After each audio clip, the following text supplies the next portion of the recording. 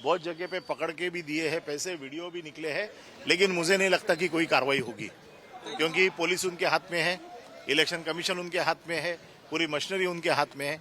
तो हम तो कोई उम्मीद नहीं करते कि कोई कार्रवाई की। कम से कम 10 फोन तो मैंने इलेक्शन ऑफिसर को किए कल रात भर, पुलिस ऑफिसर को रात भर फोन किए, लेकिन कोई कार्रवाई हुई नहीं। इलेक्शन कुछ जगह पे जो है मशीनें जो है लेट चल रही हैं, 7:30 बजे का समय।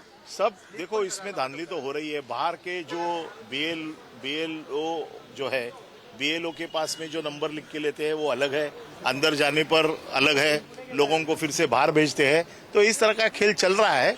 अब देखते हैं इसमें कैसा होता है। अनेकांची नावं सापडत नाहीयेत. गणेश नाईकांना सुद्धा त्यांचं नाव सापडलं नाही. अहो, हा गोंधळ आम्ही पहिल्या दिवसापासून सांगतोय.